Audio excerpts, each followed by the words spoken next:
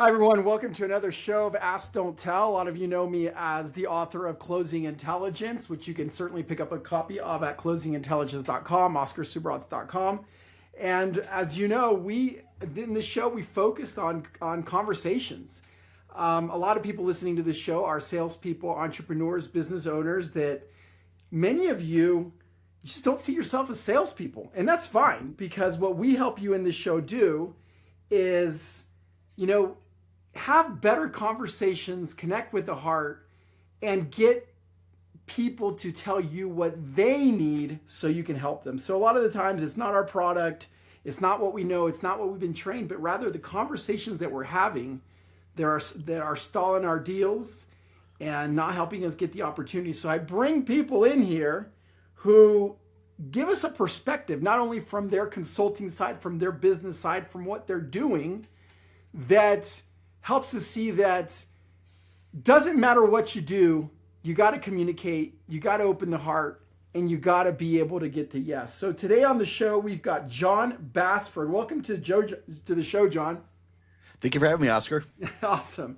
So let's start with, why don't you just give us a little bit of overview of why people come to you for help? Sure. So there's a couple of scenarios, really. I look at it, helping a business grow by taking a look at the overlap between the leadership and its mindset, the operations, and the culture.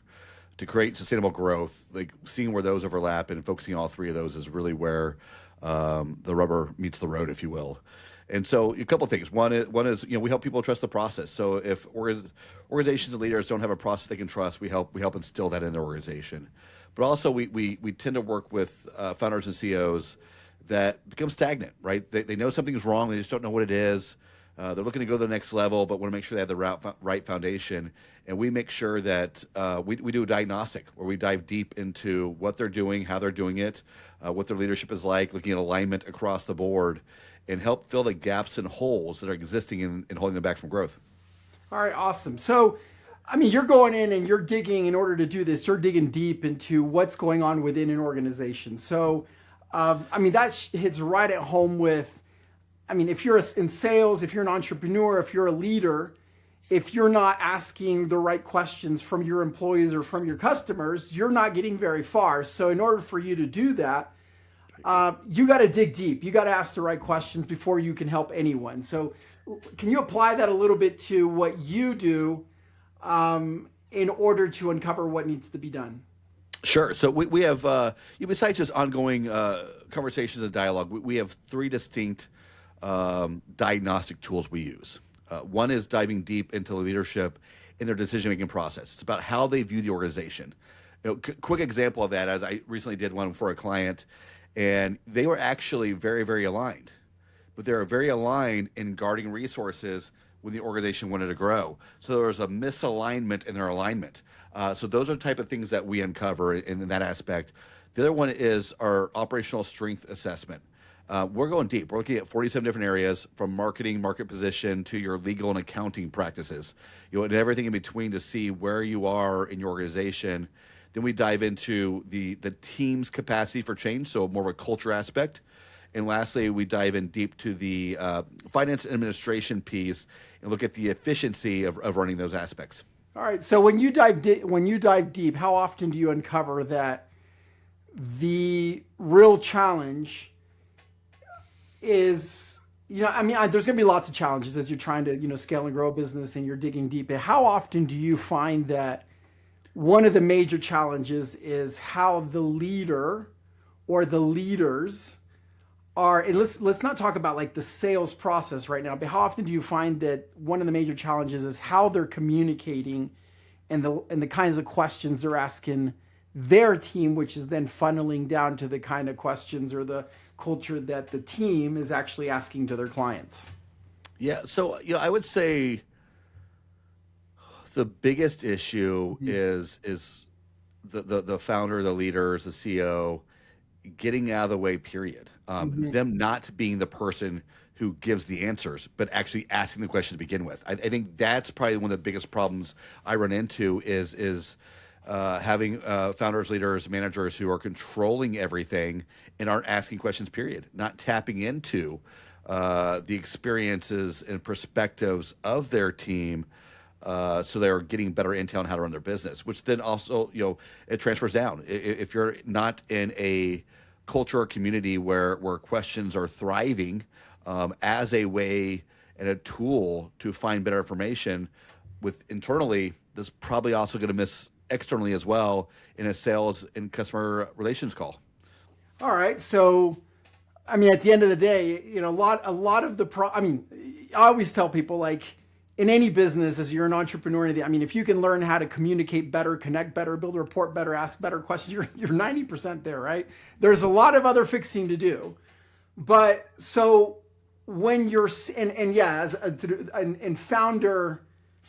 owner founder companies, this is a very real issue. They're just directing and they're not asking questions. So how do you help? I mean, if our audience is entrepreneurs, business owners,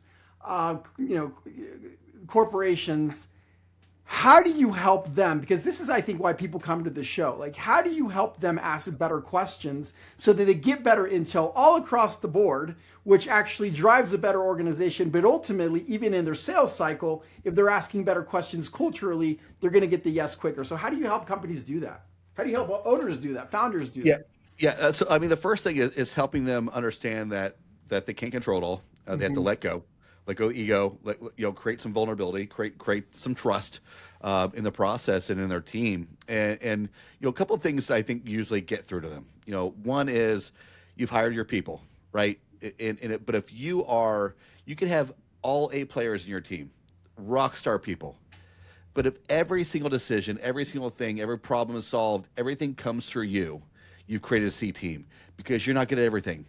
You don't see everything. You shouldn't see everything. And so you're not being willing and able to tap into your team and their perspective of what they're seeing. You're just throwing money out the door. Right. There's no point of having your team. Have a bunch of VAs, right? If you want to quarterback everything, control everything, be the person who solves all the problems and brings all the ideas, hire a bunch of VAs and save yourself hundreds of thousands of dollars a year in payroll, right? But they don't want to do that, right? They don't. So kind of phrasing things around the waste of money is often one of the easiest ways to get through them. So once you get through to them that they have to start trusting their team, they have to create a culture that taps into their team's perspective. Then I start working a little more one-on-one on how to create that environment, right? How to start doing some one-on-ones where you get to know your staff and what they're seeing. And one of the biggest things that's often missed in a management scenario with culture is not just saying, what are you doing? How's it going? But what are you seeing? Is there something in what we're doing that you're seeing that we should change? Those little tweaks and changes in how you're communicating, how you're asking questions goes a long way in building a stronger culture as well as getting more information from your team. All right. Well, so a lot of the leaders they're telling people what to do. They're not guiding the conversation. So like in Ask, Don't Tell, one of the things we're always talking about is like, stop telling, start asking, guide the conversation. So people listening to this can say, okay, great. That sounds great. But like, let's dig a little bit deeper. How does your team, or how do you help people? Because I can tell someone, look, talk to your team, have a conversation with them, but they don't actually know how to actually dig deep and ask questions. They might ask 3, like I've seen this 1,000 times, right? Okay, go talk to your team. The leader goes in there, the founder goes in there, he asks 3 questions, he feels he connects, and now he starts talking. How do we change that mindset where, okay, I'm literally just going to listen so that then I can hear the ideas, I can get my team to actually come up with the solutions, and I can dig deeper. Okay, how would you do that? And what would that look like? And maybe they, now you as a leader, you start getting out of the way. So what are some actionable steps that our listeners could take that they could learn from you today on doing that? Yeah. So first of all, I want to ask them to take a look at the alternative, right? Mm-hmm. What typically happens in a rehash meeting or a strategy meeting? The CEO, the owner, the manager comes into the meeting, and they automatically describe the problem. Then they give their solution, and then they ask for people's opinion. What they just did, first and foremost, was show that their opinion, their thoughts matter more than anyone else's. And second, any honest opinion you were going to get from an employee just got watered down, because it's very unlikely that someone's going to stand up and say, no, you're wrong.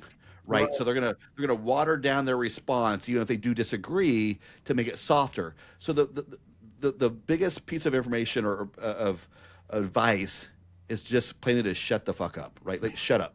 Like walk into a room. This is what we're talking about today. I want your opinions, and then nothing. Let the conversation flow as it will naturally amongst your team. Now, obviously, be listening. Be an active listener. When you see something, ask questions, but don't try to give solutions. It sounds so simple of asking questions and not giving solutions. In my executive workshops, I actually do this where I have people solve a problem by going around and only asking questions. And everyone wants to jump in and give an insight or their thoughts on something. No. Nothing but questions. Right. It's hard because we want to solve the problem. The problem is that when we start trying to solve the problem too early, it opens up people's ability to negate it. Right. We've tried that before. That will never work. We don't have the budget. We don't have the time. But you just let the curiosity and the creativity flow by only asking questions. And the leader can dive in there from time to time to foster more ideas, more questions, but keep the questions flowing. Right. So I know that you do a lot. Like I looked at your website. I mean, you guys do a lot when it comes to helping owners and companies grow and scale and systems and process. I get that. I mean, systems, teams, and there's a lot that you do. And I don't want to water down what you do to, hey, just asking questions and listening. But, from the consulting world and building businesses myself and working with others to build business, what I'm trying to get people to understand is whether you're trying to help someone build their business or whether you're trying to sell a product or service or whether you're leading a team, it starts first with asking questions and uncovering what someone needs before you present a solution. So you gave a perfect example. You go in there, if you're the leader, and ask questions first. Well, tell me a little bit more about that. And it will, how would you do things differently? And what would that look like? And, oh, what I'm hearing from you is this. And so you're just guiding the conversation. And at the end, they're going to come up with the solution and then you can guide them. Now, look at what you said. If a leader goes in there and starts pitching from the beginning, everything shuts down. So if you're selling and you're pitching and you're powering through, that's the same thing that's going to happen in the consulting world, in the sales world, or even with your girlfriend. Right? So give me some feedback on that. Yeah, I mean, even you said you don't want to water down but we begin with asking questions, right? We begin with a diagnostic. If someone's doing our full offer package and not just some coaching or consulting, the problem with a lot of organizations, a lot of leaders is they're human beings. And they fall into fear, comfort, and habits. Those are three human conditions that help us survive as human beings, but are horrible when we want to change. And what we do is come in objectively and ask questions that they don't know to ask. That's what allows us to get that intel, that information. We have an insight into their business objectively that they can't see themselves. So even our engagement begins with asking them questions. And asking questions can come from a place of authority to some degree because the questions to ask. It would also just be inquisitive. On a sales call, I'd say it's a little more inquisitive to begin with. We want to hear about your business. We want to hear about your pain points. And then maybe little by little, your authority starts coming in a little bit by tailoring those questions to, directly to how you work, right? I mean, you're the expert here on that one, but I'm just kind of, connecting the dots here a little bit of you want to be curious for curiosity's sake, but there is an element where your authority and your expertise comes into play in how you're asking questions. Well, I mean, you said it a few minutes ago, like, if you go in with your team and you start, just pitching basically your idea, they shut down and then you start getting excuses like, well, we don't have the budget for that. Well, we're too, like, those are excuses, they're objections, but they're excuses to not move forward, right? Well, it's the same thing in sales. If you go in and pitching, what are you going to get? I need to talk to my wife, not the right time. It's the same exact thing. So it all starts with asking those better questions. And I love the way that you're, at the end of the day, you can't do what you do if the other side doesn't believe that you can help them and have the solution, but you're never going to have the solution if you didn't dig deep. So it just goes with for the whole culture, and I love that you have that clarity, because that's probably what makes you successful.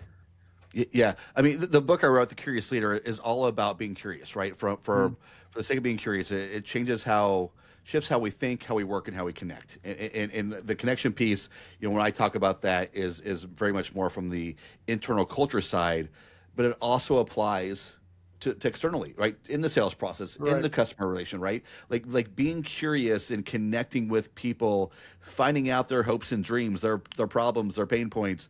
Like I do it from an internal standpoint with staff on what they're seeing. You're just applying the same concept externally, and learning about them so you can better help your customer or client. You're right. In your book, The Curious Leader, you said it's called? Okay.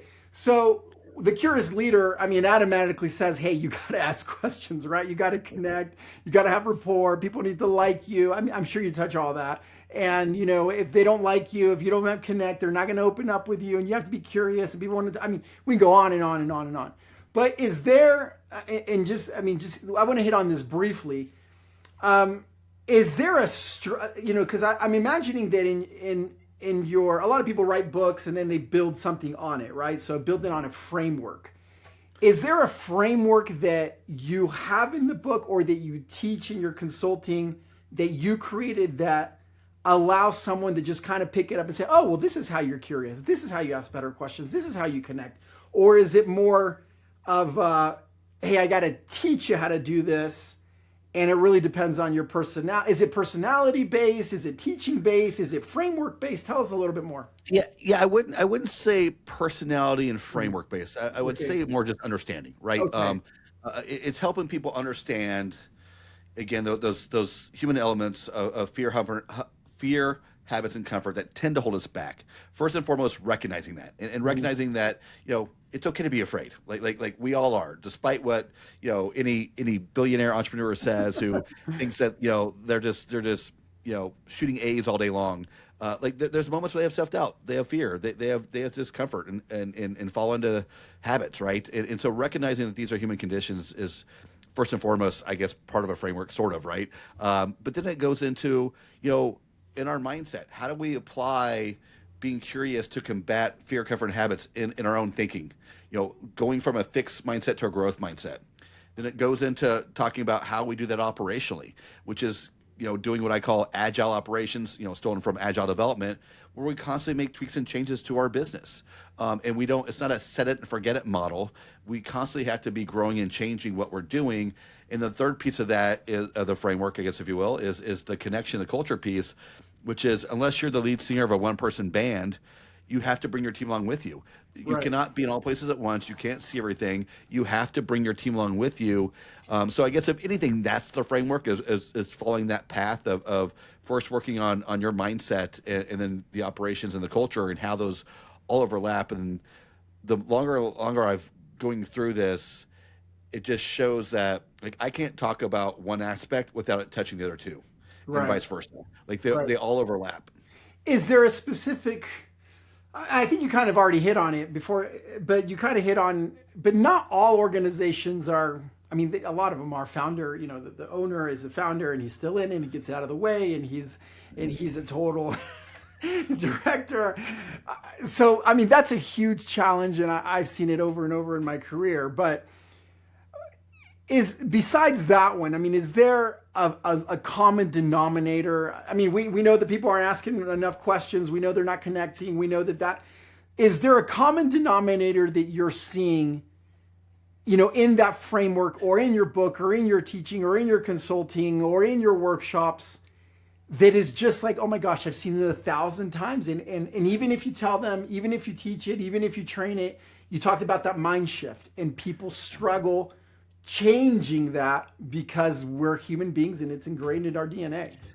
Yeah. I mean, I think the biggest thing that's holding organizations back across the board, when you're talking about, a mom and pop small business, a nonprofit association, SMBs across the board, is falling into the trench of habits. We just keep doing the same thing over again. And again, that's a natural thing but organizations are not creating the mechanisms in their leadership, in their management, in their operations, and in their culture to break free from that. And that's the biggest thing is, I'm sure you probably talk to business owners and leaders all the time who will say things like, I know this isn't working.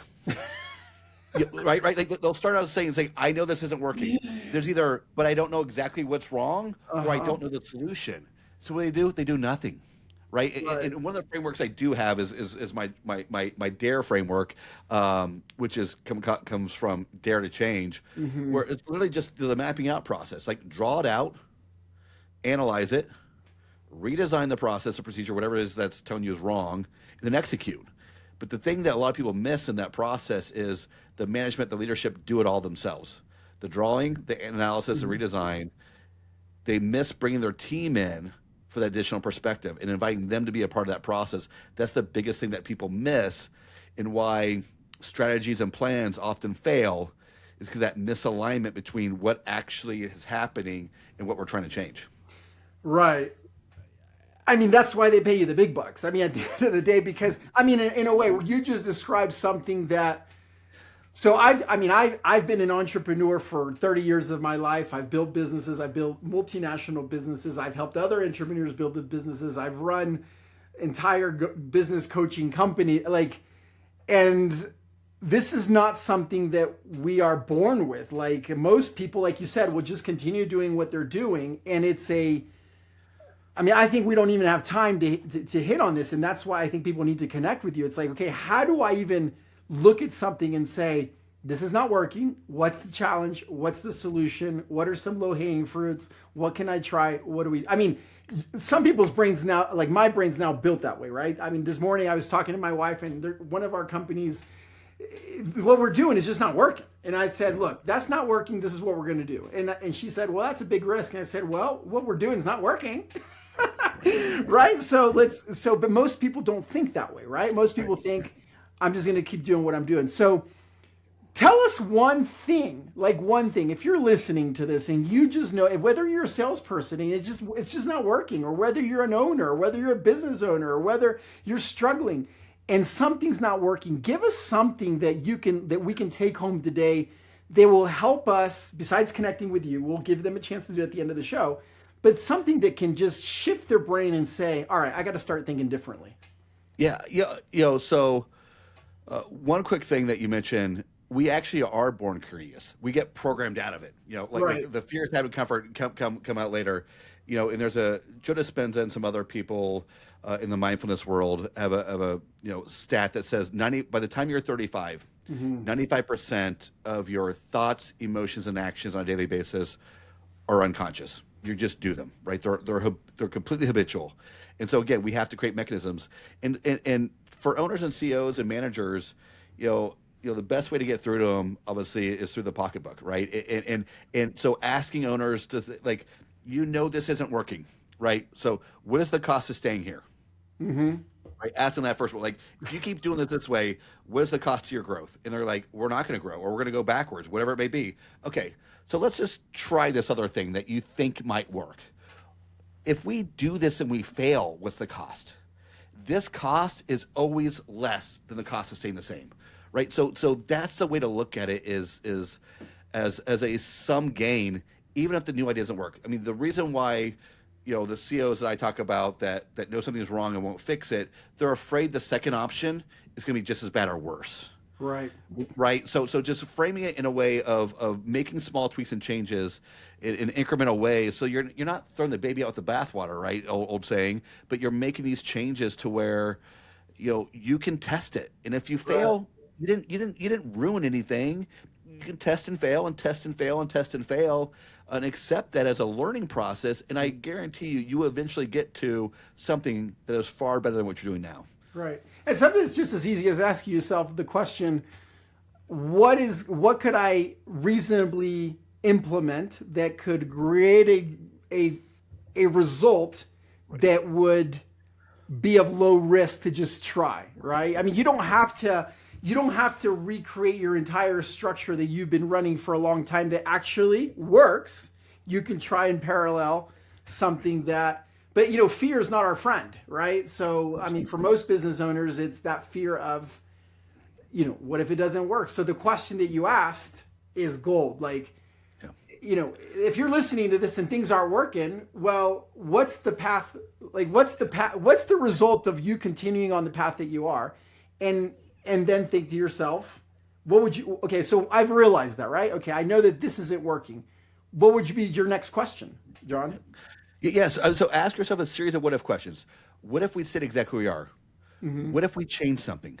What if we did this? What if there was a better way? Asking yourself a series of what if questions helps you shift your mind from away from the fear away in a way that goes towards possibility. Right? That's the goal, is to get them away from fear and towards possibility. We can't promise anything, right? But it's changing that mindset away from fear and towards what's possible. Awesome. So that's a really great action thing that people can take home absolutely today. So I'm going to shift it a little bit here, and this is one of the things that I love doing on the show. So at the end of the day, yes, you're consulting, you're speaking, you're training, people are buying your programs, they're buying your books, you're helping CEOs. But John, at the end of the day, you got to sell, man. At the end of the day, people have to buy something from you. And that's what people miss on these shows. And it's like, well, yeah, but John's not a salesperson. He's a consultant. Actually, no, people have to say yes to John. He's sitting in front of his CDO. That CEO has to say yes to John, and they have to say yes to his products or services. So I love saying, okay, you've built something successful because you ultimately know how to sell, or know how to communicate, or know how to ask questions, or know how to get to yes, whatever it is. So I tell people that I bring people on this show that are actually living, they've built something that they know at the end of the day they have to sell, right? So tell us a little bit about how do you present like what you offer, and from the sales perspective, they are salespeople, entrepreneur, business owners, CEOs can say like, wow, I could also learn from John as a salesperson. Yeah, so I'll leave speaking to the side, because that's more just brand, right? Right. It's trustworthiness from what I've done and what I talk about from consulting. And this is drawn from a recent experience. One thing that I have learned, because I'm not a natural salesperson. You're right. I have to sell. I am a marketer and a salesperson, because being a consultant, that's absolutely what I have to do on a daily basis. But that's not how I define myself. Right. As a professional, right? But I have to do it day in, day out. And this goes back to exactly what we were talking about. We talked about the entire show, which is questions and listening. Mm-hmm. I would say one of the things that helps me the most in a sales process is, after discovery call 1, and we go to the second call, when I can accurately and concisely articulate what they're feeling and what their problem is, when I can nail that part, nailing the solution, convincing them of the solution is so much easier. Right. It all starts with listening. It starts with asking the right questions so I understand their pain points, or to hear their pain points, and then the listening to understand them, and then compiling those. And again, it's got to be concise. You can't regurgitate a 45-minute conversation back to them, but in 4 or 5 bullet points, here's where you are, and here's your pain points. Doing that correctly, in me discovering that's a winning secret for me, has opened the ballgame for me. Right. So the reason I asked you that, and I just, this is my favorite part of the show, right? Because you said, I'm not a salesperson. I'm not a natural salesperson. I don't, and 90% of the people listening to the show, or that I train and meet and consult and speak, will never say that they're a salesperson. They hide the fact that they have to sell. They never want to be called that. They never put it on a business card. They're techies, they're entrepreneurs, they're business development, they're customer engagement, they're whatever you want to call them, but they're not salespeople. But here's what I've learned. People that are successful in any sort of business know how to ask questions, listen, and find what that pain point is, right? And so you said it beautifully. I mean, I always say I bring rock stars on this show. John, you might say that you're not a salesperson, but you literally just taught Sales 101. So John, and that's why I asked that question, he's successful because he's also a successful, he doesn't call himself a salesperson, but he understands that sales is a part of the process. He doesn't fight it. And he's learned, because I figure you either read, I mean, you basically describe closing intelligence in what I teach in a book. So you've either trained yourself to do it, you've either done it naturally, or you've taken whatever you do, but you understand sales and that you got to get to yes. And so we can learn that if you want to be successful, grab everything that John just told you, but also understand next time you gotta go out there and build your business or build your brand or build, people have to say yes to you. And just like they say yes to John. All right, John, give us some final thoughts on how we can connect with you, what you want our audience to take home today, what's an action step that you want them to take, and just anything that you want to leave us with. Yeah, so the best way to get hold of me right now is my personal brand site, jonbassford.com. John, Jon, bass like a fish, for like a car. Pretty simple. For me, what I like to get hold of people is truly be curious, right? Like Einstein says that curiosity has its own reason for existing. And as business owners and leaders, we have to get curious about what we're doing, why we're doing it, and how we are doing it. And that's what my consulting does, is help people break down, those elements, help them understand from a data perspective, an objective perspective of where that organization is right then and there, so they can take those steps to fill those gaps and holes that are holding them back and grow even further than they thought was possible. Awesome. Well, you were certainly a great guest, and you did exactly what I thought you would do. So here's what I would take from my audience. Your audience, and I took a lot from this show, and I want them to connect with you and take the next step, especially if they need that help that you provide through consulting. But here's the thing: if you're not getting the results you want, we both said the same thing. It's not because you're not good enough. It's not because your product isn't strong enough. It's not because, it's because a lot of times you're just not having these conversations with your team, with yourself, with your company, with your employees that help you uncover what the need is, what the solution is to get to yes. And yes is just growth. It's not closing a deal. It's not making a sale. So if you fix that, which is what you do, on a company-wide basis, everything changes. You stop over-explaining, you stop getting in the way, you stop basically being your own worst enemy, you start asking better questions, you build trust, and then you have success. So that's exactly what John does and what Ask Don't Tell does. So feel free to connect with us on OscarSubarots.com. Pick up the copy of the book. That's your next step, closingintelligence.com. And John, please make sure you connect with John. He's been a great guest. And there's a lot of people that he can help. Absolutely. John, stay on so we can have a little chat. And thank you for being on the show today. Thanks, Oscar.